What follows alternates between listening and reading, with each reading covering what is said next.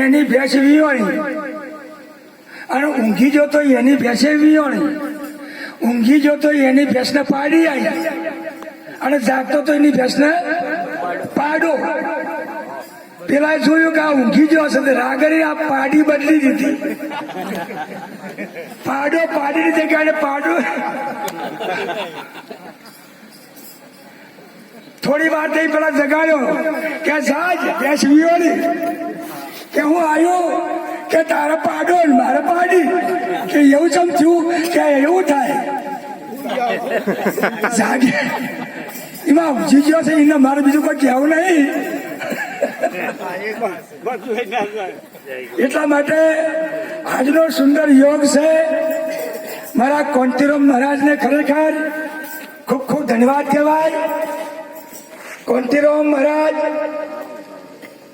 આજે સુંદર સંતોનું સોમયું કર્યું, ગાજતા વાજતા અને એમની સાથે સુમેળ એવા મહાશક્તિ યોગમાયા કો દેવી શક્તિ કો એવો અમારા અરખીબા તેમજ એમના બે સુપુત્રો સમગ્ર એમનો પરિવાર અને રાજસ્થાન સમગ્ર પરિવાર મળી અને સુંદર જ્ઞાન યજ્ઞનું આયોજન કરી અને જે અરસપરસ આવા મહાપુરુષોના દર્શન કરાયા તે બદલ આ મહાપુરુષોને કોટી કોટી વાર વંદન. બીજું વિશેષમાં જે ચતુરામ બાપુને ખરેખર ખૂબ પ્રશંસા કરી છે અને ચતુરામ બાપુને ખૂબ ખૂબ ધન્યવાદ પાત્ર છે. બીજું વિશેષમાં જે ચતુરામનું જો દર્શન કરવું હોય અને હાલ તમારે જો મહારાજ એક સુંદર વાત કરી, રોજીરામ બાપુને એક સુંદર વાત કરી, ઘાટની અંદર એક અઘાટ મહાપુરુષ વિરાજમાન છે. જો સુધી આ ગણેશરામ દેખાય એ નથી. સુંદર વાત કરી કે નામ તમારી નગરી કયો છે મૂળ મુકામ, નામ તમારી નગરી કયો છે. એમાં સદગુરુએ તમને મને બધાને નામનો મહેમાન સમજાયો છે. જો સુધી ઘાટ ભાવ બાદ નહીં થાય તો સુધી ગળે રોમનું શરીર દેખાશે, આ શરીર દેખાશે. એમ ઘાટ ભાવ બાદ કરવા માટે મહાપુરુષોને ખરેખર એમના વચન ઉપર નિષ્ઠા રાખવા જેવી છે. બીજું વિશેષમાં મને તો કોઈ વધારે બધું આવડતું નહીં પણ ફરજ પડી છે એટલે થોડુંક બોલું. મહાપુરુષોને એક સુંદર વાત કરી, જન્મ મરણ આ એક શબ્દ ખોટો નથી. એક મહાપુરુષ કહે છે જન્મ મરણ કોને દીઠા હો સાધુભાઈ, જન્મ મરણ કોને દીઠા, કોણ સંદેશ લાયા સાધુભાઈ, જન્મ મરણ કોને દીઠા. હવે જન્મ મરણનો અર્થ શું છે, જન્મનો અર્થ શું થાય, મરણનો અર્થ શું થાય, આ મહાપુરુષો આપણે ખુલ્લા શબ્દ કહે છે. હવે આ કઈ તારીખથી આ જન્મ મરણ બેઠું છે,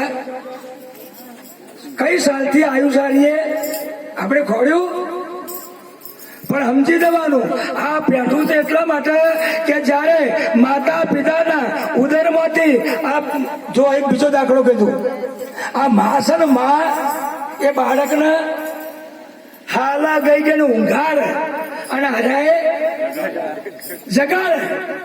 માં ઊંઘાડના સંત જગાડ આટલો ફેર છે તો માં જેવી ઊંઘાડ ખબર છે, હાલો લુલુ હાલ ભૂજા બાવો આવશે. આ બાવા બેઠા નથી ના બિયાય પણ બાવો શબ્દ આવે આ કોને જે હોભળે એટલે પેલો બિયાય કે ના બિયાય, ભૂજા આવું આવશે. તું આવો છે, તું તેવો છે, તું ઓમ છે, તું તેમ છે. આ બધા ઓનું અંતઃકરણ મેલું કરી નાખ્યું કરે એના મા બાપે. એના બ્રહ્માકાર વર્તીમાં જયારે જન્મ થયો ને અને જન્મતાની સાથે એની ભાષા કેવી હતી, અમારા ગુજરાતમાં તો હોવા છે, તમારા જન્મ એટલે ચી ભાષા હોય હોવા તો સારું. અને પાકિસ્તાનમાં અને અમેરિકામાં ABCD એવું ના હોય, બધું હોવા જ હોય. જે હું ન જોડે એ આખા વિશ્વ ન જોડે. એટલે મહાપ્રભુ કે હું જવી નાસી આત્મા નહીં જન્મ મરણ વિકાર, સઘળું કેવળ હું છું કરવો નિત વિચાર, કરવો નિત વિચાર. મહાપ્રભુ કે છે કરવો નિત વિચાર, ભેદ અભેદ કશું નહીં, નામ રૂપ સંસાર નહીં. કહે છે ભોગીરામ એક ચેતન ગાજી રહ્યો નિર્મળ નિર્વિકાર. એક જ તત્વ.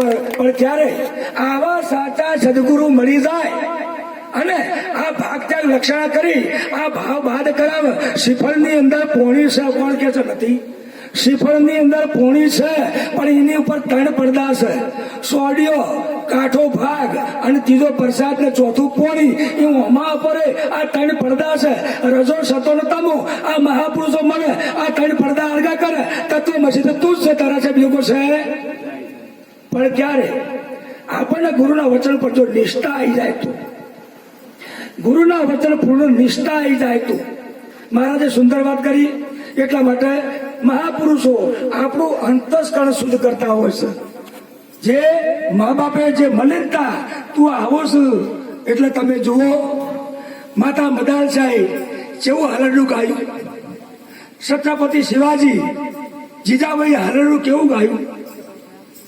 છત્રપતિ શિવાજી બાળક હતા અને જીજાભાઈ હાલરડું ગાય એટલે તમે જુઓ છત્રપતિ શિવાજી પ્રાગ ઘોડી પાડી નાખા આવી ખુમારી.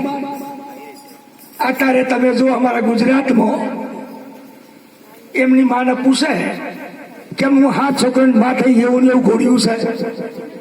હાલરડું ગાતા જ નહીં આવડ્યું. આ તો આ માતા હાલરડું ગાય અને હોભળે તો જ ઘોડીઓ હારીએ ફાટા ને ઘોડીઓ એવું ને એવું રહેવાનું ને. એટલા માટે આ મહાપુરુષો જે તમને મને જે વાક્ય કહી રહ્યા છે ખૂબ ખાલી થઈને હોભળજો. કંઈક હું છું એવો ભાવ રાખતા નહીં. બિલકુલ ખાલી થઈ જજો. ખાલી થશો તો જ ભરાશે. એટલા માટે હું કોઈ જાણતો નથી અને કોઈ જાણતા નથી એવું જ આ મહાપુરુષો નક્કી કરાવે છે. અરે મારે સદગુરુ સંતની કરુણા થઈ આઠડ ચોગડમાં આવું નહીં.